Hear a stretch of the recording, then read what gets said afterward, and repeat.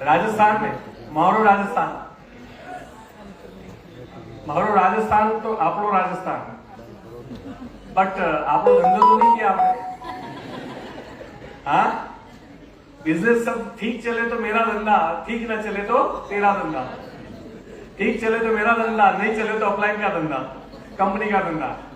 Anyway, again thank you so much everyone. मेरा नाम अल्पेश हसमुख भाई गज्जर है और मैं मोदी केयर इंडिया को पिछले 11 साल से जी रहा हूँ, फ्रॉम लास्ट 11 ईयर्स। ये मेरा 12वां साल है और ये 11 साल में सीखते सीखते लगभग 15-16 करोड़ रुपए मैंने कमाए इस बिजनेस के थ्रू। मुझे पता है कि हम डायरेक्ट सेलिंग इंडस्ट्री की जहां तक बात है तो एक कंपनी सही आती है, 99 गलत आती है। इवन डायरेक्ट सेलिंग में काम करने वाले एक सही बंदा होता है, 99 लगभग गलत होते हैं जो अपने स्वाद के लिए काम करते हैं।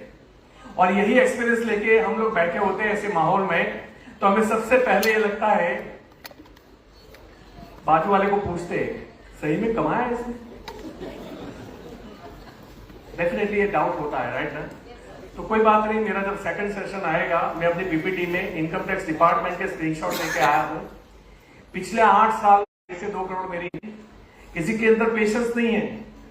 मतलब बच्चे को पढ़ा लेंगे 12 साल 12वीं कक्षा में, 3 साल ग्रेजुएशन करा देंगे, डिग्री करा देंगे 7-8 साल, लेकिन मोदी केयर में तुरंत पैसा चाहिए। हमारा बच्चा कब पैसे कमाता है, कितनी पढ़ाई होती है। तो यहां लोगों को ओवरनाइट सक्सेस चाहिए, इसलिए क्रिप्टो, शॉर्टकट, इन्वेस्टमेंट प्लान, एक का डबल करना, बैठे बैठे पैसा आएगा, सर्वर डालेंगे, यहां इन्वेस्ट करेंगे। लास्ट 1.5 महीने पहले ही मैंने खरीदा 3.25 करोड़ का मकान, यानी पुराना बंगलो है, तोड़ के बनाना है, तो it will go up to 6 crore 7 crore पे जाएगा वो, जिसमें मुझे रहना है। और ये सब 100% मोदी केयर की वजह से हुआ है। इसमें और एक भी रुपया मेरा कहीं से नहीं आया है। मेरे पास एक ही बिजनेस है। कई लोग अभी भी इस बिजनेस को इतना सीरियसली नहीं लेते। ऐसी बड़ी मीटिंग्स के बाद बाहर एक आदमी मुझे मिला और पूछता है कि सर आप और क्या करते हो। अब मैंने बोला मैं 15-20 लाख रुपए महीने कमाता हूं मोदी केयर से। नहीं, और तुम्हारा मेन बिजनेस तो कोई होगा ना। तो मुझे ये समझ में नहीं आता कि मेन बिजनेस किस लिए होता है। पैसे कमाने के लिए ना। अगर मुझे मेन बिजनेस से डबल, ट्रिपल, 4 टाइम्स पैसे यहां मिल रहे हैं तो मेरा मेन बिजनेस कौन सा होगा, यही होगा। कॉमन सेंस की बात है। तो खैर, London, Moscow, Turkey, Spain, Australia, Singapore, Malaysia, Dubai, पता है थाईलैंड बोलना अच्छा नहीं लगता, तो ऐसे कई कंट्रीज हम 2-2, 3-3 बार जाके आए थ्रू मोदी केयर। और सिर्फ मैं अकेला नहीं गया, मेरी टीम से अब तक 3000 लोग फॉरेन ट्रिप जाके आ चुके हैं। 3000। सिर्फ मैं अकेला करोड़पति नहीं बना, मेरी टीम में तकरीबन 50 से 100 लोग करोड़पति बन चुके हैं। सिर्फ मैंने जगुआर नहीं खरीदी, मेरी टीम ने ऑडी, अभी टाउनी में आएगा गया, मर्सिडीज बेंज ली। मेरी टीम ने गुजरात में सबसे पहले मर्सिडीज ली थी। और जो लोग ये बोलते हैं कि ये बिजनेस नहीं होता हमसे, ये पहली बार मैंने उनको देखा है कि वो अहमदाबाद से बाहर निकले। अहमदाबाद पूरा उन्होंने कब्जा करके रखा है। आप तो टीम नहीं बना सकते, मैं भी नहीं बना सकता, इतना पावर है उनका अहमदाबाद में। तो एनीवे, सब ने, मतलब आपके वहां भी BMW, ऑडी, मर्सिडीज, जगुआर है। अभी मैं वॉल्वो में आया था, मुगदल साहब की बड़ी खूबसूरत गाड़ी थी। उन्होंने वो एरियल व्यू बताया तो मैंने बोला ऐसा तो मैंने कभी देखा ही नहीं किसी गाड़ी में। मैं खुश हो गया उनकी गाड़ी देख के। सबके पास बड़ी बड़ी गाड़ियां आ चुकी है। तो यहाँ ये बिजनेस ऐसा नहीं है कि मैं कितना कमाया मेरे थ्रू या मेरे रेफरेंस से या मेरी मेहनत से नहीं। मेहनत होनी की होती है, जो कार देता है, हमारी मेहनत नहीं होती।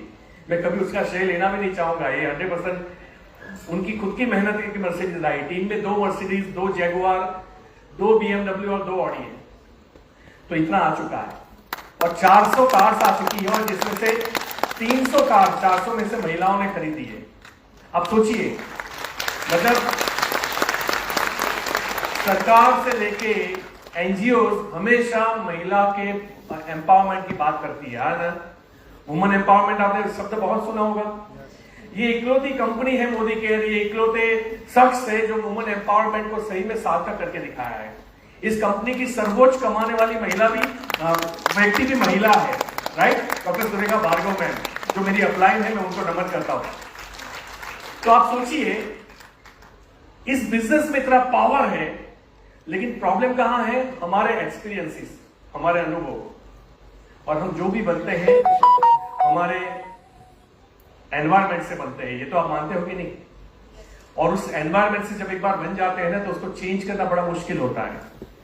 मैं अपने आप को हिंदू मानता हूं, अब मेरा कोई ब्लड रिपोर्ट नहीं आया था कि हिंदू पॉजिटिव, बट मैं हिंदू क्यों मानता हूं आपको पता है? जब मैं पैदा हुआ, माँ बाप ने बताया मंदिर जाना है, बाप दादा ने बताया मंदिर जाना है, पूजा करनी है, आरती करनी है, ये शंकर भगवान है, ये राम भगवान है, कृष्ण भगवान है। ये फीडिंग हुआ कि नहीं हुआ? जिसको जो फीडिंग हुआ उसी ने उसी को फाइनल मान लिया। सेम हम अमीर इसलिए नहीं बन पाते बिकॉज हमारे अंदर जो फीडिंग है वो सबसे ज्यादा गरीबी का है। पैसा कमाना मुश्किल है, पैसे पेट में नहीं उगते, बड़ी होके कमा के देख तो पता चलेगा। और दैट्स वाई हमारी सोच जो है वो बिलीफ में आ जाती है। जैसा हम हिंदुत्व में बिलीव करते हैं, अगर हम मुस्लिम है तो मुस्लिम धर्म में हम बिलीव करते हैं, वैसे ही हम बिलीव करने लगते हैं कि पैसा नसीब से आता है। अब नसीब डेफिनेटली चाहिए, मैं मानता हूं। आप सबके हाथ पैर सही चल रहे हैं? कितने नसीब वाले हो आप, लोगों के वो भी नहीं चलते। आप देख पा रहे हो, जबरदस्त नसीब वाले हो आप। और आप हॉस्पिटल में नहीं हो, आप आईसीयू में नहीं हो, आप कोविड के बाद भी जिंदा हो। अब इससे ज्यादा नसीब चाहिए आपको? जबरदस्त। अब 24 घंटे आपके पास है, वही 24 घंटे मेरे पास है। अब जो कंपनी की प्रोडक्ट है वही प्रोडक्ट मेरे पास है। अब कंपनी का जो प्लान है वही प्लान मेरे पास है। अब उसके लिए मैं क्या सोचता हूं और क्या आप क्या सोचते हो, आपका सोचना मेरे पास नहीं है। अगर आपका सोचना मेरे पास होता तो आप मेरी जगह पे होते।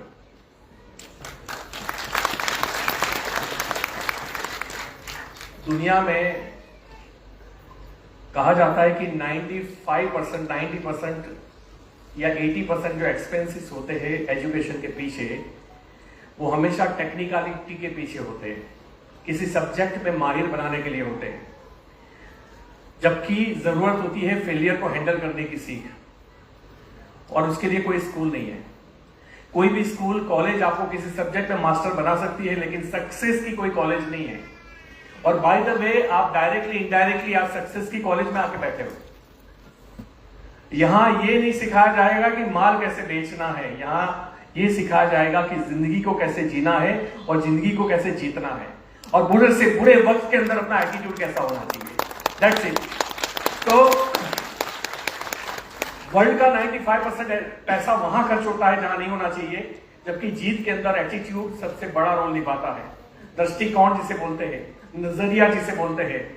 और जीत के अंदर जिसका जब सबसे बड़ा स्लॉट है 80% का, किसी भी इंसान, आप कहीं भी नीरू अंबानी पकड़ लो, कोई भी रतन टाटा पकड़ लो, ऊपर से कोई भी किसी भी बड़े आदमी को पकड़ लो, उसकी जीत में सबसे बड़ा हिस्सा उसके एटीट्यूड का होगा। बुरे वक्त में नहीं हारने की ताकत, बुरे वक्त में लड़ने की ताकत, बार बार गिरने के बाद भी वापस खड़े होने की ताकत उनको बनाती है एक्चुअली। और तभी वो उस लेवल पे पहुंचते हैं, और इसे बोलते हैं एटीट्यूड। और दुनिया में 5-10% पैसा खर्च किया जाता है इसके एजुकेशन के पीछे। इवन तो यहां भी आने के बाद कई लोगों की टिकट किसी और ने निकाली होगी। अब आप सोचिए, आज जो आप सेशन लेके जाओगे, बड़े बड़े यूट्यूबर्स आपको 1-1 लाख रुपए का प्रोजेक्ट बेच देंगे, उतना हम 2 घंटे में देके जाएंगे आपको। आप समझिए बात। और पैसा वसूल हो जाए तो पैसा दे दीजिएगा। मैं नहीं चाहता किसी एक बंदा या बंदी को 2000 रुपए निकालने पड़े। 236 रुपए में अगर आपको आज का दिन अगर सही लगता है तो समझ लीजिए आपको आपका दिन ये 236 रुपए का नहीं है, ये 236 करोड़ का है। अगर समझ में आया तो। और समझना और अप्लाई करना दोनों में वास्ट डिफरेंस है। समझना और अनुकरण करना दोनों में बहुत बड़ा। और मैं मानता हूं कि यहाँ पे 90% लोग ऐसे बैठे हैं जो सब समझते हैं, लेकिन वो एक्शन हम क्यों नहीं लेते? हम उस कमिटमेंट पे खड़े क्यों नहीं उतरते? क्यों हमें बार बार अपने कमिटमेंट को तोड़ने की आदत हो गई है?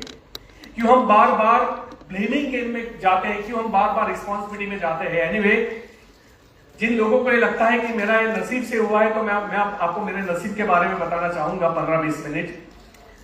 जब मैं पैदा हुआ, चारों दीवार मिट्टी की थी, एक झोपड़ा था जिसमें मेरा जन्म हुआ था। अहमदाबाद तहसील का एक गांव था वर्सोला, वहां मैंने अपनी जिंदगी के 20-25 साल गुजारे। पैरों में जूते नहीं होते थे। जब हम क्रिकेट खेलते थे तो स्पेशली बोलना पड़ता था कि मेरी फील्डिंग जो है वो पेड़ के नीचे लगा दो, ताकि मैं धूप में 44 डिग्री के अंदर मैं दौड़ के बॉल कैसे पकड़ूंगा। तो मेरी फील्डिंग भी वहां सेट की जाती थी। पापा बड़े एम्बिशियस थे, इंग्लिश मीडियम में रखा, और इंग्लिश गांव में छोड़ दो, हमारे 100 किलोमीटर में कोई नहीं बोलता था। और ऐसे माहौल में मुझे इंग्लिश मीडियम में रखा गया। सारे स्टैंडर्ड्स जो है वो मुझे पुशअप किया गया। आप उसको क्या बोलते हो नहीं, हमारे वहां ऊपर चढ़ाना बोलते हैं, है ना, ग्रांटेड, जो ग्रांट करते हैं। और 10th में आगे वाला स्टूडेंट अच्छा था तो मैं पास हो गया 60% के साथ। और 12th में मेरे 4 ट्रायल है। मुझे कहते हुए हमेशा शर्म आती है, क्योंकि पढ़ना लिखना बहुत जरूरी है। अगर यहाँ कोई बच्चे बैठे हैं और घर जाके मम्मा को बोले कि वो अंकल कैसा बोल रहे थे, तो नहीं, अंकल सही नहीं बोल रहे। मैं आपको बता दूं, अगर मैं पढ़ा लिखा होता तो आज मेरी इनकम 1.5-2 करोड़ नहीं होती, मेरी इनकम 10 करोड़ होती। फर्क आता है। एजुकेशन जरूरी है। पढ़ाई जो है डिसिप्लिन देता है, पढ़ाई विजन देता है, लेकिन उस पढ़ाई के बाद अगर तुम्हारे पास बड़ी सोच नहीं है तो ऐसी डिग्री को आग लगा देनी चाहिए। पढ़ाई के बाद अगर तू सिर्फ नौकर बन के रह रहा है तो ऐसी डिग्री को आग लगा देनी चाहिए। बड़ा सोचो बड़ा होगा, बड़ा सोचो बड़ा होगा, बड़ा सोचो बड़ा होगा। हमारे अंदर न्यूरॉन्स, जो जितने भी हार्मोन्स न्यूरॉन्स बनाए गए हैं, वो हमारे हम उनके आका है। हम जैसे बोलते हैं वैसे वो रिएक्ट करते हैं। अगर हमने उसको बड़ा कमांड नहीं दिया, वो छोटी चीजों को देखेंगे। और आपको पता है, हम एक चीज में, भारत देश में के लोग एक चीज में मास्टर है, जबकि हम सबसे इंटेलिजेंट कौम है पूरे वर्ल्ड की। हमारी चमड़ी भी अलग दी है ना, मतलब हम काले भी नहीं है, गोरे भी नहीं है, मतलब हम क्या बोलते हैं, कच्चा पकोड़ा भी नहीं है और जला हुआ पकोड़ा भी नहीं है। हम एकदम लाल लाल मस्त वाले पकोड़े। हमें परफेक्ट बनाया गया है। हम इंटेलिजेंट भी है, बट प्रॉब्लम ये है हमारे पास एक चीज की कमी है, वो है रिस्पॉन्सिबिलिटी उठाना, टेकिंग द रिस्पॉन्सिबिलिटी। हम ब्लेमिंग गेम में खेलते हैं। हम सरकार को, माँ बाप को, पड़ोसी को, कंपनी को, अपलाइन को, डाउनलाइन को, मैनेजमेंट को हमेशा ब्लेम करते रहते हैं। जब हमें हार नजदीक लगती है, बजाय हमें क्या करना चाहिए, हमें 10 गुनी और ताकत से हमला करना चाहिए फील्ड में जाके, ताकि हम उस हार को जीत में बदल दें। तो ये ब्लेमिंग गेम जब तक खत्म नहीं होती, हम जिंदगी में कभी आगे नहीं आ सकते। मैं गरीब था, या मैं गरीब घर में पैदा हुआ, या मैं पढ़ा लिखा नहीं हूं, अगर ये बोल दूंगा तो मुझे इंग्लिश नहीं आती थी। I have started to learn before 1 year and now I can speak the English, I can give the training in English. मैं दे सकता हूं। अगर आप देखो, आपको कोई भी चीज नहीं आती वो सच है, लेकिन आप सीख नहीं सकते तो गलत है। और सीखने की जो कीमत है, उसमें शर्म को साइड पर रखना पड़ता है, हेजिटेशन को साइड पर रखना पड़ता है, फियर को साइड पर रखना पड़ता है, और पागल बन के टूट पड़ना पड़ता है। आपके अंदर जुनून चाहिए, पैशन चाहिए, आप कर जाओगे। तो मैंने उसके बाद 12th में, क्योंकि मैं फेल हुआ, तो पापा ने बोला तो इलेक्ट्रॉनिक्स ITI कर ले। ITI इलेक्ट्रॉनिक्स किया मैंने। वो गुजराती सब्जेक्ट में था, यानी हमारी लोकल लैंग्वेज में। मैं गुजरात में सेकंड आया था, ITI में तो फर्स्ट था, क्योंकि पहली बार तो मुझे भाषा समझ में आ रही थी। और एकदम क्या बोलते हैं, मैं कच्चा पीस था, मेरा दिमाग अभी यूज ही नहीं हुआ था, पूरा यूज कर दिया और मैं मास्टर हो गया उसके अंदर। एक एग्जामिनेशन करके ITI का टीचर बन सकता था मैं, गवर्नमेंट जॉब, क्योंकि मैं गुजरात में जो टॉप 3 आते हैं उनको ये मौका होता है कि आप एग्जाम देके आप ITI के इंस्ट्रक्टर बन जाइए। मैं जब भी कोई पोजीशन पे जाना चाहता हूं तो उससे पहले देख लेता हूं कि क्या जो उस पोजीशन पे ऑलरेडी है मैं वैसा बनना चाहता हूं। तो मेरी 2 टीचर थी, दोनों, मैं भी 2 बस बदल के आ रहा था, वर्सोला से नडिया, नडिया से पलाना, वो भी 2 बसेस बदलती थी। मैं भी ठंडा टिफिन खाता था, वो भी ठंडा टिफिन खाते थे। मैं भी जग में पानी भर के आता था, आधा वो पीते थे, आधा मैं पीता था। मैंने बोला मेरी जिंदगी में तो कोई फर्क ही नहीं है, ये बनने के बाद भी करना तो यही है 4 दीवारी के बीच में, मुझे ये नहीं चाहिए। या तो जिंदगी में कुछ बड़ा करेंगे या कुछ भी नहीं करेंगे। क्योंकि हमारे देश में 2 टाइम की रोटी तो कोई भी आदमी को नसीब हो जाती है। आज तक मैंने किसी भी इंसान को भूखा मरते हुए नहीं देखा है, आपने भी नहीं देखा होगा, राइट। तो वो मुझे रोटी के लिए काम नहीं करना था, या तो जिंदगी में कुछ करना है। तो सोच उसी वक्त बड़ी थी मेरी। जब मेरे घर में जब गेस्ट आते थे तो मम्मा इशारा करती थी, चाय दूध के पैसे नहीं होते थे और मैं उधार 2-5 रुपए उधार लेके चाय दूध खरीद के आता था, तब वो चाय दूध बनते थे। महीने में 15 दिन ऐसा खाना बनता था कि सिर्फ रोटी बनती थी, सब्जी नहीं बनती थी मेरे घर में। छाछ गांव में आपको पता होगा बटर मिल्क फ्री में मिलती है, उसमें हम डुबो के रोटी खाया करते थे। फीस के लिए पैसे नहीं होते थे, कभी बेंच पे खड़े कर दो, कभी क्लास के बाहर निकाल दो। ये लाइफ थी हमारी। मैं आपको इसलिए बताना चाहता हूं, आप कहां हो ये मैटर करता ही नहीं है कभी भी। आपके आज के सर्कमस्टेंसेस, आज की सिचुएशन मैटर नहीं करती। मैटर वो करता है तू जाना कहां चाहता है,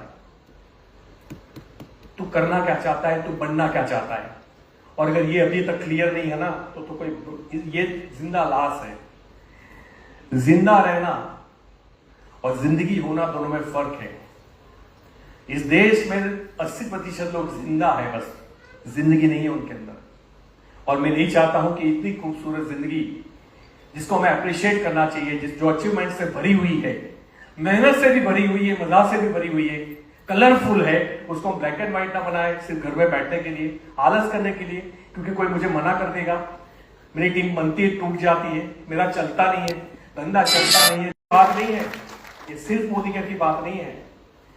अगर आपका बच्चा कल डॉक्टर बनेगा ना, MBBS करके, MD बन के, तब भी आपको 5 करोड़ की लोन लेनी पड़ेगी और उसको भी धंधा चलाना पड़ेगा। पढ़ाई और इन्वेस्टमेंट के बाद भी उसका धंधा चलेगा नहीं। ऑटो रिक्शा, बैनर्स लगाने पड़ेंगे, मल्टी स्पेशलिटी हॉस्पिटल, छोटे छोटे डॉक्टरों को गांव में जाके मिलना पड़ेगा, उनको कमीशन देना पड़ेगा, गेट टुगेदर करना पड़ेगा, बताना पड़ेगा। अब बात को समझिए, दुनिया में कोई धंधा चलता नहीं है, हर धंधे को चलाना पड़ता है। तो मोदी कह रहे में हम क्यों इंतजार कर रहे हैं कि कोई चमत्कार हो जाए, कोई एक अच्छा आदमी मिल जाए, मेरा चल जाए। क्यों एक अच्छा आदमी? ठान लो ना कि मुझे 1 लाख लोगों की जिंदगी बनानी है। तुम खुद अच्छे आदमी बन जाओ, तुम्हें अच्छा आदमी की जरूरत नहीं है। अच्छे लीडर मत ढूंढो, अच्छे लीडर बनो। तो मैंने वहां से अपनी जर्नी को स्टार्ट किया, मैंने ITI किया, फिर मुझे जॉब मिली है।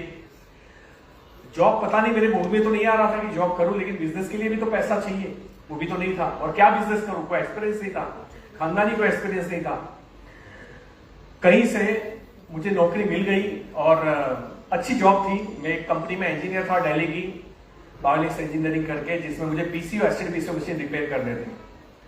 मैं मास्टर था, मैं माना जाना था, और उसमें भी लोगों की मदद होती थी, लोगों के बिजनेस चलते थे। अगर मशीन खराब है तो बिजनेस बंद।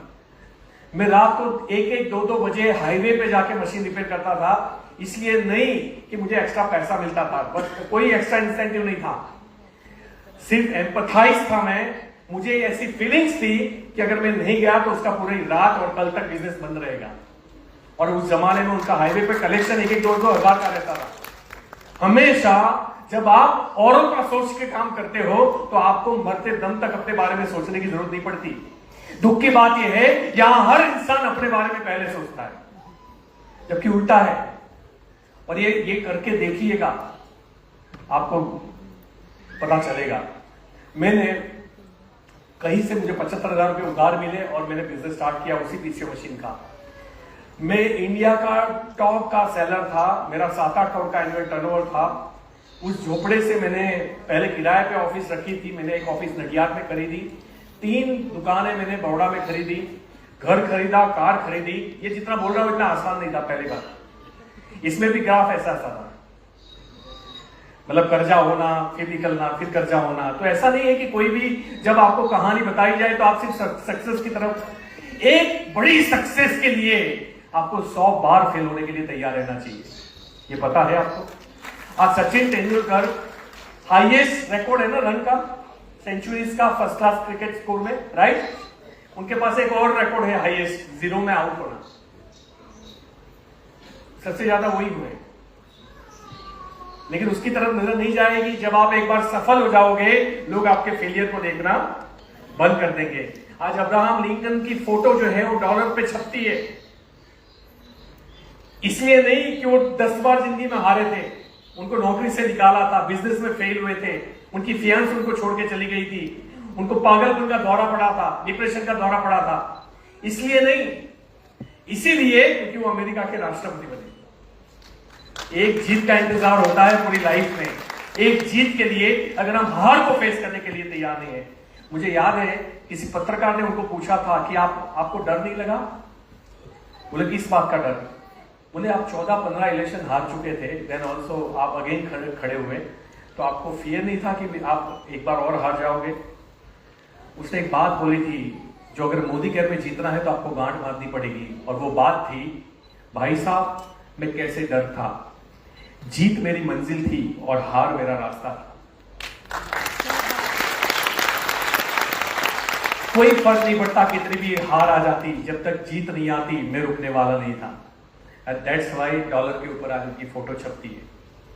इसीलिए मेरी कहानी कहने का मतलब इतना ही है कि आप कहां हो मैटर नहीं करता, आपको कहां जाना है वो मैटर करता है।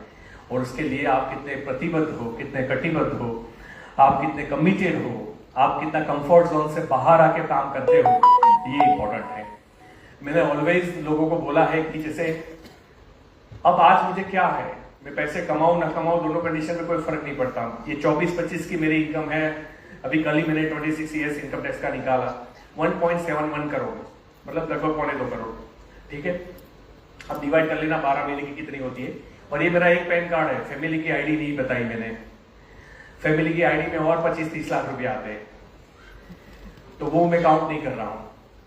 ये एक ही में अपना जो मेरे नाम से इनकम है वही मैं आपको दिखा रहा हूं।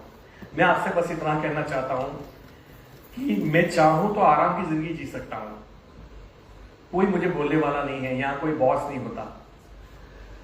फिर भी मैं कमिटेड हूं अपने आप को इंप्रूव करने के लिए, और परमपिता परमेश्वर ने अगर मुझे कुछ दिया है तो मेरी ड्यूटी बनती है कि सृष्टि को भी मैं कुछ वापस करूं। और that's why I am on the field. और सबसे ज्यादा मैं फील्ड में रहता हूं, मैं आपको बता दूं, सबसे ज्यादा मीटिंग्स लेता हूं। और कभी भी मैंने कोई, मतलब मेरी टीम को पता है, मैंने ये नहीं बोला कि 50 लोग होंगे तो मैं आऊंगा, 300 होंगे तो आऊंगा, भाई 25 होंगे ना तो भी आऊंगा, और गुजरात से छत्तीसगढ़ होंगे तो छत्तीसगढ़ भी आऊंगा, जम्मू होंगे तो जम्मू भी जाऊंगा गुजरात से 25 लोगों के लिए। आई डोंट माइंड, मुझे उससे कोई फर्क नहीं पड़ता, क्योंकि अगर मैं 25 में नहीं गया वहां 250 भी नहीं होगा, और मैं 250 में नहीं गया तो वहां 2500 भी नहीं होगा। इसीलिए अगर भगवान ने आपको एक्सपर्ट बनाया है तो आपका कंट्रीब्यूशन की जिम्मेदारी बढ़ जाती है, आपको ज्यादा काम करना पड़ता है, आपको ज्यादा लोगों के बीच में रहना पड़ता है। यही मेरा मैसेज उठा के कोई अपने घर पे बोलेगा, क्या उतना इफेक्टिव होगा? सेम शब्द होगा, नॉट एट ऑल। मैं बोलूंगा वो ज्यादा इफेक्टिव होगा, क्योंकि मेरा एक्सपीरियंस है और मेरा अचीवमेंट्स है, और बाद में मैं बात कर रहा हूं। तो शब्दों की कॉपी भी असरकारक नहीं होती, दैट्स व्हाई हमें फील्ड में रहना पड़ता है। और मैं हूं, मैं बिल्कुल कंफर्ट जोन में नहीं हूं। मैं अभी काफी, मतलब अभी हमारी वाइल्ड पार्टी के बाद मैं खुद भी वाइल्ड हो गया था, और काफी आराम वाली जिंदगी जीने लगा, कभी भी उठ रहा था, कभी भी सो रहा था। बिफोर 10 डेज मेरे बेटे ने मुझे बोला, जो दिल्ली में पढ़ाई करता है, कि पापा आपका बॉडी बढ़ गया है, और पापा मुझे मरते दम तक आपकी जरूरत रहेगी, तो आप जितना हो सके अपने आप को फिट रखना। उसका जो ये शब्द था ना, आज का दिन है, ऐसा एक दिन भी नहीं हुआ है कि मैंने 10,000 स्टेप वॉक नहीं किया हो और मैं जिम नहीं गया हूं। और ये मैंने, अब ये वाली जो कसम है वो मैंने मरते दम तक खा ली कि ये तो मैं निभाऊंगा ही निभाऊंगा, क्योंकि मैं हमेशा मेरी ट्रेनिंग में भी बोलता हूं, हेल्थ आपकी सबसे बड़ी प्रायोरिटी होनी चाहिए। हेल्थ है तो दुनिया है। अगर ये सांस यहां आनी बंद हो गई तो अकाउंट में कितना पैसा है उसका मालिक 2 मिनट में कोई और हो गया, 2 सेकंड में, विद इन द सेकंड आपकी पूरी प्रॉपर्टी का मालिक कोई और हो गया।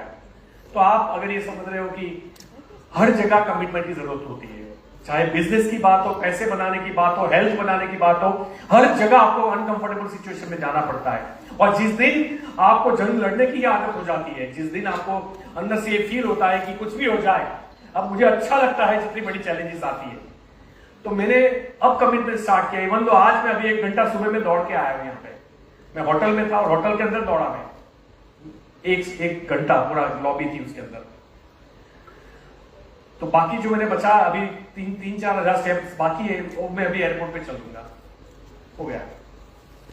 एक भी दिन, संडे हो, मंडे हो, सैटरडे हो, कुछ भी हो, बारिश हो तो बारिश में भी भीग के जाने का, छाता लेके जाने का, कुछ भी करने का, लेकिन जाने का। अगर हम अपने खुद के लिए 2 घंटे नहीं निकाल सकते तो हम बहुत गलत जगह पे बिजी है, बहुत गलत जगह पे बिजी है। तो फिर मैंने बिजनेस स्टार्ट किया, बिजनेस सब अच्छा चल रहा था, बिजनेस वापस कॉलेप्स हुआ क्योंकि मोबाइल आ गए, लोगों ने एसटीडी पीसीओ खरीदना बंद किया, एसटीडी पीसीओ में जाना बंद किया, कॉइन फोन खरीदना बंद किया। मेरा बिजनेस जो 7-8 करोड़ का था वो सीधा 30-40 लाख पे आ गया एक साल में, इतना ड्रास्टिकली डाउन हुआ। मुझे समझ में नहीं आया क्या करूं। मैंने बोला ना कि आपके जो भी इर्द गिर्द लोग रहते हैं ना, उससे आपकी सोच बनती है। उस वक्त मेरे पास ऐसे 3-4 दोस्त थे जो बोलते थे यार अभी तो हम मर गए क्या करेंगे, अभी तो हम मर गए क्या करेंगे। तो मैं पहली बार जिंदगी में घबराने लगा, अब क्या करूंगा। 1-2 बिजनेस स्टार्ट किए मैंने, पीसीओ सिक्योरिटी कैमरा जायकाओं की फ्रेंचाइजी ली मैंने, और एक वेइंग्स के लाते इलेक्ट्रॉनिक्स, उसकी मैंने फ्रेंचाइजी ली बेंगलोर की। एंड आई थॉट कि जैसे मैंने पीसीओ चलाया इसको भी चला दूंगा। लेकिन मैंने आपको पहले क्या बोला था, धंधा चलता है चलाना पड़ता है। वहां भी चलाने की बारी आई और मैं 14 साल मतलब 14 साल बिजनेस करके पिछले 10 साल से एसी में बैठता था, फ्लाइट पे जाता था, कार लेके घूमता था। इतनी कंफर्टेबल लाइफ हो गई थी कि मुझे ये लगने लगा कि अब मैं राजा हूं। 25-26 साल में कोई आदमी अगर 2-3 लाख रुपए कमा रहा है उस जमाने में, तो मुझे लगा कि अब तो टेंशन ही नहीं है लाइफ में कुछ। और उस वक्त ये कॉलेप्स आया जब नए 2 बिजनेस हमने स्टार्ट किए, तो मैं फील्ड में नहीं जा पाया, क्योंकि काम करना भी एक आदत है और काम नहीं करना भी एक आदत है। काम करना भी एक आदत है और काम नहीं करना भी। कैंसर का रोग लग जाए तो एक बार चलेगा, लेकिन काम नहीं करने का रोग लग गया उसको तो भगवान भी नहीं बचा सकता। मुझे काम नहीं करने का रोग लगा था। मेरे पास 30-40 लाख रुपए कैपिटल थी और 30-40 लाख रुपए लेके मैंने सोचा कि मैं कोई बिजनेस करता हूं। किसी ने बताया कि शेयर मार्केट करो। अब शॉर्ट में बताता हूं, एक साल में 30-40 लाख चले गए इंट्राडे ट्रेडिंग में, कॉल पुट्स निफ्टी के अंदर। देन लोन्स मुझे मिलते थे, मेरी बैलेंस शीट तगड़ी थी, तो मैंने लोन्स लेता रहा जब तक मेरा चेक बाउंस नहीं हुआ, तो तब तक मुझे लोन्स मिले, और कुछ सिक्योर्ड लोन मिले, कुछ अनसिक्योर्ड लोन मिले। 44 लाख की मेरी सीसी थी बैंक में, कैश क्रेडिट, वो भी खर्च हो गई। टोटल 1,36,25,000 14 बैंकों ने समन्स, वारंट और नॉन अवेलेबल वारंट भेजे। आप सोचिए ऐसी परिस्थिति में कोई इंसान क्या करता था, जिसका कोई बैकग्राउंड नहीं है, पापा के पास कोई प्रॉपर्टी नहीं है। मेरी प्रॉपर्टी की वैल्यूएशन आ रही है 60 लाख रुपया, मेरा कर्जा है लगभग 1.5 करोड़ रुपया। चुकाने के बाद, रोड पे आने के बाद भी मेरे ऊपर प्रॉब्लम कायम रहेगी। लोगों ने बोला कि अल्पेश टू इंसॉल्वेंसी डिक्लेयर कर दे, दिवालिया घोषित कर दे अपने आप को। मैंने सोचा बैंक ने मुझे ईमानदारी से पैसे दिए हैं, किसी की बच्ची को ब्याह कराने के लिए लोग एफडीज रखते हैं, राइट ना, या कोई अपना बुढ़ापे का सहारे के लिए बैंक में एफडीज करते हैं, वो पैसे हम व्यापारियों को दिए जाते हैं। विजय माल्या साहब तो नहीं समझ पाया, लेकिन मैं समझ गया था कि मुझे ऐसे पैसे नहीं लेने चाहिए। अगर मैं जिंदा हूं और मेरी सांस चल रही है तो मुझे पैसे लौटाने चाहिए। जब आप एटीट्यूड रखते हो लौटाने का, तो रास्ते भी मिलते हैं। तो मैंने डिसाइड किया, पूरी एक रात जागा ये सोचने के लिए कि इंसॉल्वेंसी डिक्लेयर करूं कि नहीं, क्योंकि मेरे दोस्त के पापा एसपी भी थे और एक के जज भी थे, और दोनों का सेम सजेशन था कि तो अभी बाहर नहीं निकल पाएगा, ये बहुत बड़ी अमाउंट है। मैंने निर्णय लिया कि नहीं, कुछ तो करूंगा। उस वक्त मेरी लाइफ में बिजनेस आया। मैं आपको बता दूं, डायरेक्ट सेलिंग आपके लिए शायद मजाक का विषय हो सकता है, टाइम पास का हो सकता है, हुआ तो ठीक है, नहीं हुआ तो ठीक है हो सकता है, या जिंदगी बनाने वाला भी हो सकता है। लेकिन मेरे और मेरे परिवार के लिए ये जिंदगी बचाने वाला बिजनेस है, हमारी लाइफ को बचाया है। तो मैं बहुत फ्रस्ट्रेट होता हूं जब कोई कुछ भी मोदी करके बोलता है नाम शराब। मुझे लगता है कि जैसे हमारी घर की इज्जत के ऊपर किसी ने हाथ डाल दिया। हमेशा जब भी, कई बार बहुत सारी लीडरशिप यहाँ बैठी होगी, कंपनी के कोई चेंजेस है जो चेंजेस हम अडॉप्ट नहीं कर पाते या ठीक नहीं भी होते, कभी ऐसा भी होता है। ह्यूमन एरर कहाँ नहीं होती, मुझे बताइए ना। इंसान की गलती तो कहीं भी होती है ना। अभी पूरा हमारे वहां प्लेन क्रैश हो गया, गलती से ही तो हुआ ना, कहीं तो किसी से गलती हुई ना। गलती से इतने लोगों की जान चली गई, बात को समझो, यहां जान तो नहीं गई है ना। हमें क्या देखना है, कंपनी का इंटेंशन देखना है। आज मुझे 11 साल कंप्लीट हुए और मैं एक ही बेटा है या मेरे मरे हुए माँ बाप की मैं कसम खा के बोल सकता हूं, मुझे इस कंपनी के इंटेंशन के ऊपर आज तक कभी डाउट नहीं हुआ। तो बड़ी प्योर है। तो अगर इंटेंशन क्लियर है तो 100 गलती करने का अधिकार है, लेकिन इंटेंशन गलत है तो हमें जो बाकी की कंपनियां है ना प्रोफेशनल, हमें वो लोग नहीं चाहिए। सुबह आपका ट्री हट के कहीं और चिपक गया होगा, आपको पता भी नहीं चलेगा नीचे से। इसलिए अभी आपको दूसरी कंपनियों के बारे में पता नहीं है, क्योंकि अभी कई लोगों ने सिर्फ मोदी केयर देखा होगा अपनी लाइफ में। जब दूसरी जगह जाओगे ना तो आपको 1000 गुना अच्छी लगेगी मोदी केयर जो आज आपको लग रही है उससे। इतना फर्क है इनके इंटेंशन में, इनके एथिक्स में, इनकी इंटीग्रिटी में, आप उसको कोई मैच ही नहीं कर सकते। तो खैर, मैंने एक नेटवर्क मार्केटिंग कंपनी पहले की जिसमें मैंने 3.5 साल काम किया। उसमें मैंने 1.5 करोड़ रुपए कमाए। मैं 11 लाख की इनकम पे पहुंचा था महीने की उस कंपनी के अंदर। बट प्रोडक्ट वर्थ वैल्यू के नहीं थे, और जब प्रोडक्ट वर्थ वैल्यू के नहीं होते ना तो उसमें रीपरचेज नेचुरल नहीं आता। आपको मोटिवेशन कर करके लोगों को हॉल में ला के एटीएम में ले जाके पैसे इकट्ठे करने पड़ते हैं। और मेरी लाइफ में कुछ कंसेप्ट बड़े क्लियर है कि सिर्फ पैसे आना इंपॉर्टेंट नहीं है, पैसे कहां से आ रहा है दैट इज मोर इंपॉर्टेंट। तो अगर वो किसी को नुकसान पहुंचा के आ रहे हैं तो मुझे वो पैसा नहीं चाहिए। तो मेरे पास एक बच्चा आया कि सर ये प्रोडक्ट ले लो, मुझे आधे पैसे दे दो, मेरी बहन की शादी है। मैंने बोला कि मेरे पास बहुत सारे प्रोडक्ट पड़े हैं, मैं लेके क्या करूंगा। आधे पैसे में भी मैंने उसके प्रोडक्ट नहीं लिए। उसकी आंख में आंसू आए, वो चला गया। वो दूसरी रात थी, मैं फिर सो नहीं पाया। मैं हमेशा रात को सो जाता हूँ, हमेशा। मुझे नहीं, मैं कर्जे में था तभी सो जाता था। उस दिन पूरी रात नहीं सो पाया। और दूसरे दिन मैंने कंपनी में मेल किया कि मैं आपके साथ कंटिन्यू नहीं करूंगा। अगर आपके प्रोडक्ट अच्छे आते हैं, क्वालिटी वाले आते हैं, लोगों की जरूरत के आते हैं, तो मैं आपके साथ हूँ। और मुझे उसका रिप्लाई 24 घंटे में चाहिए। अगर आपका रिप्लाई नहीं आया तो आप इस मेल को रिजाइन कंसिडर करें। वहां से जवाब तो नहीं आया। मैंने उस बच्चे को वापस बुलाया। मैंने तीनों प्रोडक्ट जो थे उसकी साथ 21,000 रुपए मैंने उसको कैश दिए, जबकि मेरे पास भी उस वक्त इतने पैसे नहीं थे। मेरे बच्चे की फीस बननी थी मुझे, लेकिन मुझे लगा मैंने किसी को हर्ट किया, किसी को नुकसान पहुंचाया। मैंने वो पैसे दे दिए। जितने भी हमारी काम वाली मेड थी, जिन जिन लोगों को हमने पैसे लगवाए थे, उनका मैंने लिस्ट बनाया। और सबसे पहले जैसे पैसे आते गए मैं उनको चुकाता गया, क्योंकि मुझे पता है कि आपको ये प्रोडक्ट काम की नहीं होगी। आप वो प्रोडक्ट अपने पास रखिए, लेकिन ये पैसे भी रख लीजिए। अब जब मैंने कर दिया, उसके बाद मैंने कसम खा ली अंदर से, मतलब कसम तो नहीं बोल सकते, लेकिन आई हैव डिसाइडेड कि अब मैं डायरेक्ट सेलिंग कभी नहीं करूंगा, नेटवर्क मार्केटिंग कभी नहीं करूंगा, क्योंकि नेटवर्क मार्केटिंग में कोई अच्छी कंपनी है ही नहीं।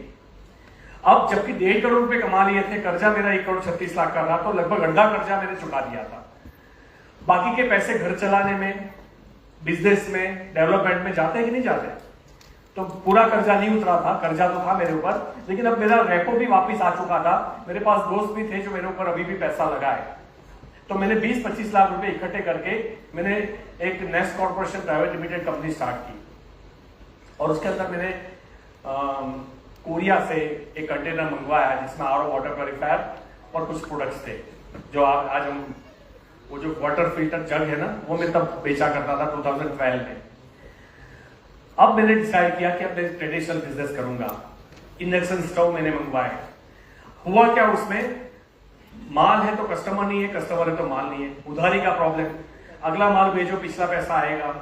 ये करते करते करते मुझे इतना स्ट्रेस होने लगा। पैसा तो वहां 1-2 लाख रुपए आ रहा था, बट मुझे लगा इससे तो वो मेंबर वाला ही सही था,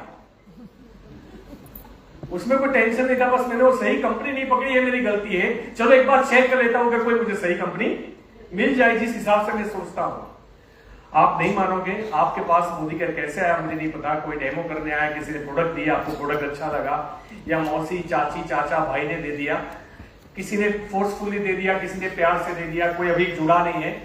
मैंने 4 से 5 लाख रुपया खर्च किया है एक अच्छी कंपनी ढूंढने के लिए।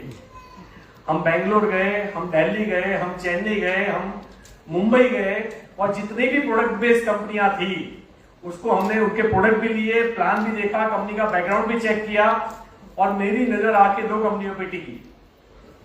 दोनों कंपनी दिल्ली की थी और मैंने दोनों के प्रोडक्ट लेके घर पे दिए आफ्टर 15 डेज, क्योंकि मुझे कोई जल्दबाजी नहीं थी। अगर मैं करूंगा तो सही कंपनी करूंगा, नहीं तो मुझे नहीं करना है। तो 15 दिन के बाद मेरी वाइफ आके मुझे पूछ रही है कि आपने कोई कंपनी स्टार्ट की? मैंने बोला नहीं। तो वो जनरली बहुत एक्टिव नहीं है मेरी वाइफ इस बिजनेस के अंदर।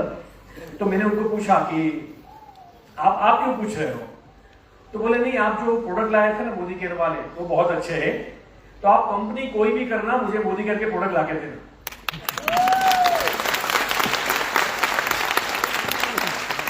अब मुझे कोई भी कंपनी वाला अपना घोड़ा गाड़ी सिस्टम बताए, मुझे उससे फर्क नहीं पड़ता, क्योंकि मैं व्यापारी हूं और व्यापारी को वो चीज चाहिए कि मैं अगर सामने वाले से 500 रुपया ले रहा हूं, उसको दे के आ रहा हूं, और अगर उसमें दम है तो बिजनेस चलाना नहीं पड़ेगा, चल जाएगा एक दिन के बाद, खाली थोड़ी सी मेहनत करनी है। मैंने उसी दिन डिसाइड किया। मैंने उनको ये भी पूछा कि मैंने आपको एक और प्रोडक्ट की डेट दी थी, मैं 2 साथ में लेके आया था दिल्ली से, तो उसको याद करना पड़ा। बोले कौन? वो वी वाली? मैंने बोला वी वाली। तो बोला वो तो काम वाली बाई को दी थी। ये हमारा खुद का घर का एक्सपीरियंस है। तो ये फिर मुझे कोई बोलेगा कि हमारी भी क्वालिटी प्रोडक्ट है तो मैं मान लूंगा? मेरे घर से रिजेक्ट हो गया, पूरी दुनिया से रिजेक्ट होगा, सीधी सी बात है। फिर मैंने स्टार्ट किया। मेरा मोदी केयर में ज्वाइनिंग डेट था 21 अगस्त 2013। अभी आएगी, मेरा जब सेशन स्टार्ट होगा तो आपको उसमें दिखा देंगे, और देखना हो तो अभी भी दिखा सकते हैं। शायद ये अगर पीपीटी है तो पीपीटी है ना, दिखाइए।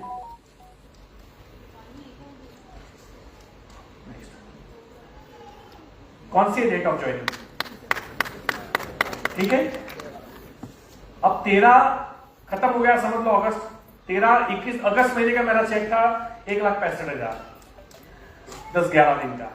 दूसरे महीने का था 2.5 लाख, तीसरे महीने का था 5 लाख। फिर अब ये इसमें कोई जादू नहीं है, मेरे पास टीम थी।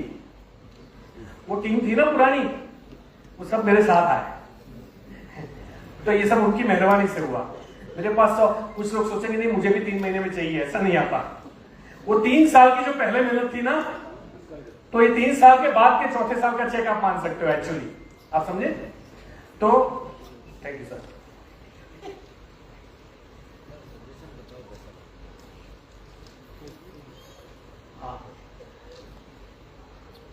फाइनेंशियल ईयर 17-18, यानी 14 में तो मैं आया, 13-14 में, 15-16, 16-17, 2 साल के बाद तीसरे साल की इनकम कितनी दिख रही है आपको? ये इनकम टैक्स डिपार्टमेंट का है, और यहां इनकम आपको पढ़ाई दे रही है। ये 17-18 की इनकम है मेरी, चौथे साल की।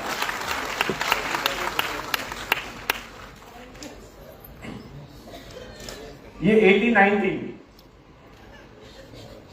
ऊपर नाम लिखा है, पैन कार्ड नंबर है।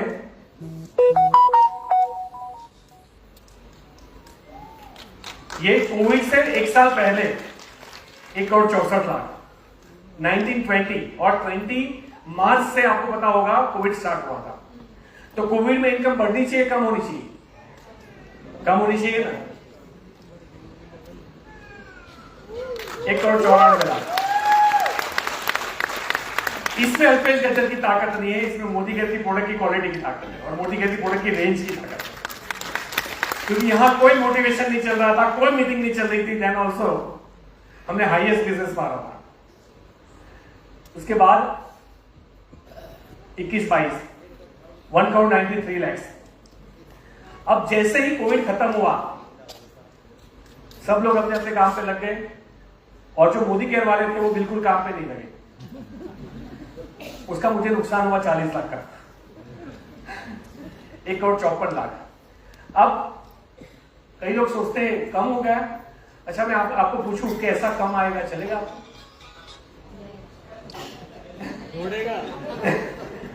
1,54 कम आएगा, चलेगा ना? हाँ। तो ये 22-23 का चेक है, 23-24, 1,57 लाख, 1,57 लाख, और ये 24-25 ये अभी का है। तो मैं कभी स्टेज से झूठ नहीं बोलता, पहली बात तो ये है। तो आप उनमें मुझे कंसिडर मत कीजिएगा जो कोट पहन के झूठ बोलते हैं।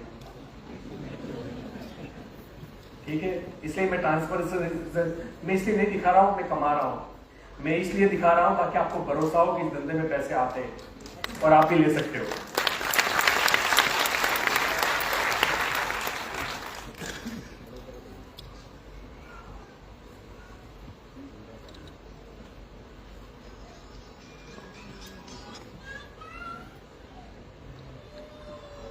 तो अब एक कंपनी मैंने स्टार्ट की, काफी स्ट्रगल किया, बहुत ना सुनी, बहुत कंफ्यूजन आए, बस मेरे पास पर्पस स्ट्रॉन्ग था और पर्पस था ना तो मैं हिम्मत नहीं आ रहा। हम सब लोग, मेरे ऐसे लोग देखे हैं, मैं अपलाइन के घर पे गया था, उसने चाय नहीं पिलाई, धंधा छोड़ दिया। भाई तू फॉर्म भरते वक्त लिखता कि मुझे चाय पिलानी पड़ेगी तो मैं टिकूंगा, और तू यहाँ पैसे कमाने नहीं आया तो चाय पीने आया है ना? सबको हाय हेलो कहा, मुझे नहीं बुलाया, मुझे आगे की सीट से उठा दिया गया, मुझे आगे की सीट नहीं मिली। होता है ऐसा? मुझे रिस्पेक्ट नहीं देते, दूसरों की तारीफ करते, मुझे नहीं करते। भाई अपनी दुनिया में मस्त रहो, आपकी आइडेंटिटी आपका परफॉर्मेंस है, आपकी ब्रांडिंग आपकी सक्सेस है। ब्रांडिंग करने से ब्रांडिंग नहीं होती, ब्रांडिंग करने से ब्रांडिंग नहीं होती। ब्रांडिंग अपने आप हो जाती है जब आप अपने आप को यू वर्सेस यू, अपने आप से बेहतर अपने आप को बनाते रहते हो एवरी डे। किसी और से कंपटीशन करने की जरूरत नहीं है। मैं जो कल था उससे आज कितना बेटर हूं ये अपने आप से पूछो, और कल से आज बेटर बनने के लिए आज मैं क्या करूंगा ये भी अपने आप से पूछो, और रात को सोने से पहले ये भी पूछो कि जो तुमने डिसाइड किया था कल से आज बेटर बनना है, उसके लिए ये करना है, वो तूने किया कि नहीं किया। हिसाब तो नहीं लेना पड़ेगा, सीधी सी बात है, और तब जाके आप इंप्रूव करते जाओगे लाइफ के अंदर। तो मैंने स्टार्ट किया डायरेक्ट सेलिंग। इनिशियल स्टेज में मुझे याद है, आप लोग, मुझे नहीं पता कि आप ट्रेनिंग और मीटिंग्स को कैसे कंसिडर करते हो, लेकिन अगर कोई आत्मा है इस बिजनेस में, अगर कोई ऑक्सीजन है इस बिजनेस में, अगर कोई जान है इस बिजनेस में, अगर कोई कुरान गीता बाइबल है इस बिजनेस में, तो वो है ट्रेनिंग और मीटिंग। क्या बात। आप तो मैं बता दूं, आज जितने भी लोग इस सेशन में आए हैं, शाम को जाके एक बार इतना सोच लेना, अगर आप इस मीटिंग में नहीं आए होते तो क्या मिस करते, पहली बात। दूसरा ये क्वेश्चन अपने आप से पूछना कि अगर और 50 लोगों को लेके मैं आता तो फायदा मेरा था या किसी और का था? मैंने है ना अंगूठिया, ब्रेसलेट ये बेच के लोगों को ट्रेनिंग में बिठाया, जनरल कोच में ट्रैवल किया, पैसे नहीं होते थे तो मुंबई की टिकट 100-125 रुपए में मिल जाती है, जनरल टिकट, उसमें जाते थे हम सन्मुख आनंद में ट्रेनिंग लेने के लिए। कोई एक्सक्यूज नहीं, कोई कंफर्ट नहीं। दूसरे दिन वापस काम करना है, ऐसा नहीं कल थक के आया हूं तो थोड़ा आराम कर लूं, आराम नाम की चीज तो मुझे याद भी नहीं है। और सोता था लोगों की टांगों के बीच में, जो वॉशरूम आते हैं ना जहां कपड़ों की गड्डियां रखते हैं वो लोग पुराने वाले, उस पे ऊपर जाके सोता था। पूरी रात लोग आते थे और ऐसे शावर करके ही जाते थे, लेकिन मैं सोता रहता था क्योंकि अगर आज रात को मैं नहीं सोया कल मैं काम नहीं कर पाऊंगा। तो मेरे लिए कंफर्ट इंपॉर्टेंट नहीं है, अभी सोना इंपॉर्टेंट है। तो अपने बॉडी को रेस्ट दे दो, क्योंकि बॉडी को रेस्ट देना जरूरी है। मैं कभी किसी को नहीं बोलता कि तुम भी 18-20 घंटे काम करो, शरीर खराब हो जाएगा। आज पैसे कमाने के लिए शरीर लगाओगे, फिर पैसा लगाओगे शरीर के पीछे, इसका क्या मतलब है? तो दोनों बैलेंस लगा के चलो, फोकस्ड रहो, क्वालिटी अवर्स को पहचानो, टाइम वेस्ट मत करो। आज वो जमाना चल रहा है, आज से पहले इतने सारे डिस्ट्रैक्शंस कभी नहीं थे। आज कहीं मैं एयरपोर्ट पे जाता हूं, स्टाफ रील्स देख रहा है, फोन पे बात कर रहा है, चैटिंग चल रही है, रील्स देख रहे हैं, रील्स देख रहे हैं, रील्स देख रहे हैं। मुझे समझ में नहीं आता ये दुनिया कहां जाएगी। ये समय है, ये नदी की तरफ बहता है और जाने के बाद वापस नहीं आता। भविष्य का आविष्कार नहीं होता, आप जो रोज करते हो उससे भविष्य बनता है। और इतना भी नहीं समझ में आता तो जिंदगी चली जाएगी, और हर चीज के कॉन्सिक्वेंसेस होते हैं, परिणाम होते हैं।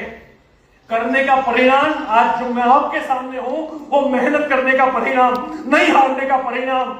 कुछ भी प्लान चेंज हो जाए, ये चेंज हो जाए, प्रोडक्ट है नहीं है, अपलाइन है नहीं है, डाउनलाइन टूट गई, आधी टीम, कोई फर्क नहीं पड़ता।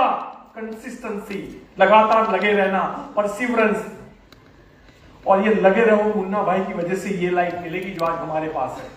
या फिर आप सोचो नहीं करने के बाद भी एक लाइफ मिलेगी, नहीं करने के बाद भी एक लाइफ मिलेगी।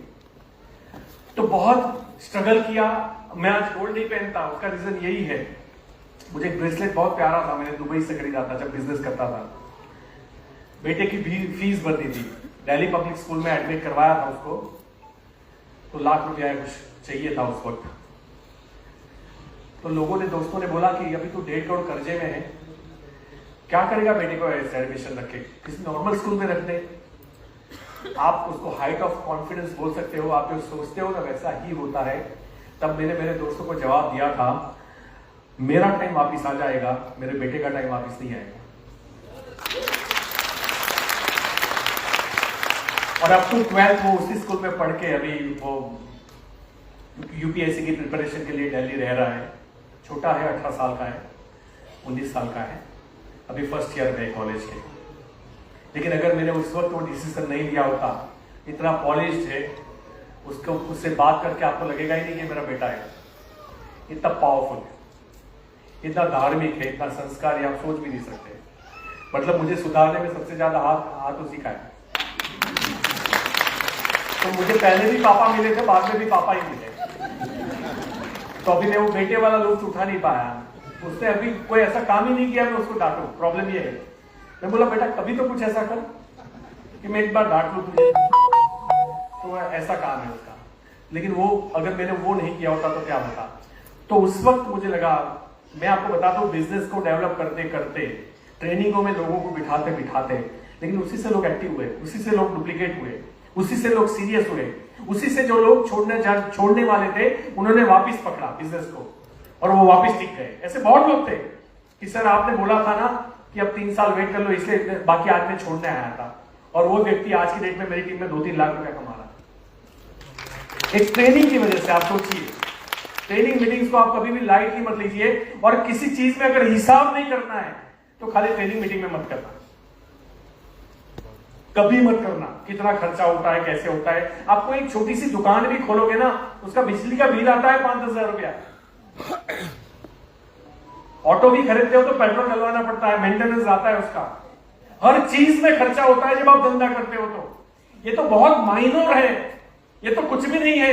आप मूवी देखने जाते हो, 1000 रुपया 2000 रुपया फैमिली के पीछे खर्चा करके आते हो, यहां तो 2-2.5 हजार में 10 लोग बैठ जाएंगे। अब बात को समझिए, उसमें से अगर एक क्लिक हो गया, एक, तो क्या होगा। एक वीरेंद्र सिंह परमार निकल गए, एक जगत सिंह निकल गए, एक आलोक सिंह निकल गए, क्या होगा। निशानंद निकल गए, क्या होगा। एक, क्योंकि ये ऐसे ही तो निकले थे। इनको पूछो ना पहले कि आप सीरियस क्यों हुए थे, ये किसी न किसी मीटिंग में जाके सीरियस हुए थे। अल्पेश गज्जर को 1.5 करोड़ का कर्जा था, फिर भी 6 महीने के बाद हिम्मत हार गया था। मैंने अमेरिका जाने के लिए कुछ 2 नंबर में ट्राई किया कि यार कुछ यही करता हूं, क्योंकि ये तो मुझे शॉर्ट लग नहीं रहा है, मेरे से होगा नहीं। लोग आते हैं टिकते नहीं, आते टिकते नहीं है, काम करते नहीं है, रुकते नहीं है, ये सोच के। और मेरी अपलाइन ने बोला एक ट्रेनिंग है अहमदाबाद, उतनी बढ़ के आ जा। उस ट्रेनिंग के बाद ये जो 2 हैंड थे ना, वो मैंने उखाड़ लिए थे। और मैंने वाइफ को बाहर निकल के फोन किया था, सोनल नाम है, मैंने बोला सोनल अपना कर्जा खत्म हो गया। बोला किसने पैसे दिए।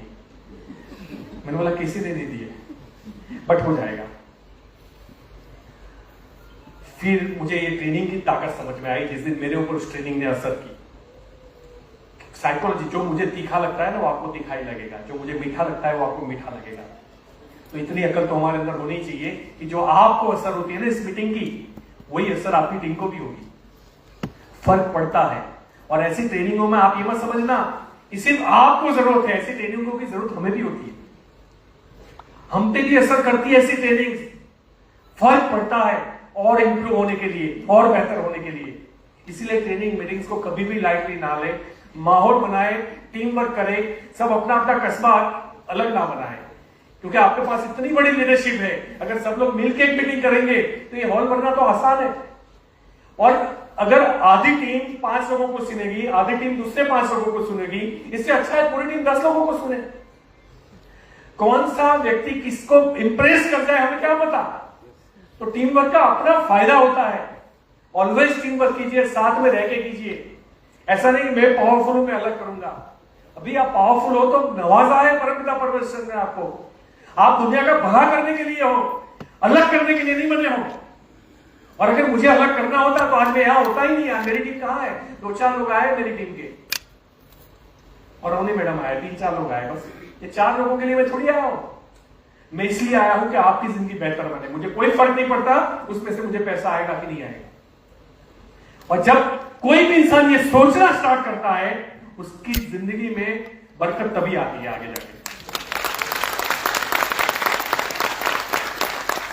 वाइफ का मंगलसूत्र भी बेचा था मैंने, आखिरी गहना था हमारे घर में, और पहली बार उसकी आंख में आंसू थे जब मैंने मंगलसूत्र बेचा था। एंड आई आस्क्ड हर कि कोई प्रॉब्लम है, कोई प्रॉब्लम है? उसने बोला नहीं, मैंने बेच दिया। मैंने जब पैसा लेके घर पे आया मैंने बोला सोनल 5 किलो सोना ला के दूंगा तुझे, भरोसा रखना। अभी 6 महीने पहले घर पे चाय पी रहे थे, मॉर्निंग की थी, साथ में पीते। चाय पीते पीते मैंने पूछा 5 किलो हो गया? कि आप जो ये पैसा देख रहे हो ना, 2017 से हम हर महीना 2 लाख का गोल्ड खरीदते हैं।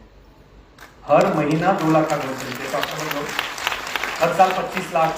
तो आप यू कैन काउंट। और कभी दुबई जाते हैं तो 10-20 लाख का भी ये काट देना रेलवे से। तो दुबई जाते हैं तो कभी ज्यादा भी लेके आते हैं, है ना, पूरा भर भर के।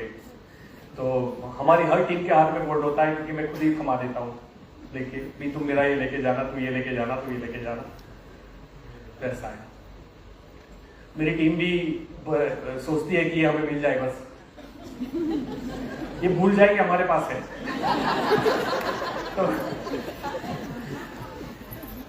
तो इतने गहने खरीदते हैं। अब मैंने उसको पूछा कि सोनल हो गया 5 किलो? से गिना नहीं है अभी मैंने। फिर मैंने उसको दूसरा क्वेश्चन किया। मैंने उसको क्वेश्चन किया कि आपको भरोसा था जब मैंने बोला था 5 किलो सोना ला के दूंगा? उसने चाय की चुस्की पी। फिर मुझे समझ में आया आप लोगों का क्या दोस्त, हमारे घर में नहीं मानते तो आपका कहां से मानेंगे? एक परफॉर्मर के घर में मानने वाले लोग नहीं हैं तो आपके पास घर में कहां से मिलेंगे? आप सोचिए ना। तो शुरुआत वहीं से होती है कि कोई नहीं मानता हमारी बातें इसमें, है ना। ऐसी मीटिंग जब होती है ना, एक बच्चा अभी दौड़ के जाएगा क्योंकि अभी तो हमारी गोल सेटिंग के ऊपर भी ट्रेनिंग होगी इसके बाद वाले सेशन में। अब वो गोल बनाएगा, मुझे मेरी लाइफ में चाहिए ही चाहिए, वो चाहिए, वो भी लिखेगा और घर जाएगा और खुशी से मम्मी को बोलेगा मम्मा तुझे गाड़ी से उतारा था ना चाचू ने, मैं तुझे मर्सिडीज गिफ्ट करूंगा 3 साल के अंदर। मम्मा सीधी यहां से पकड़ेगी और सूंघेगी। साला लेता तो है नहीं कभी। ये हमारा माइंडसेट है। मतलब अगर मेरी इतनी इनकम देखने के बाद भी बाजू वाले को हाथ मार के क्या बोलेंगे पता है? अपने को तो एक पेटी आ जाए तो बहुत है। छोटी सोच और पांव की मोच इंसान को आगे नहीं बढ़ने देती, हमेशा याद रखना।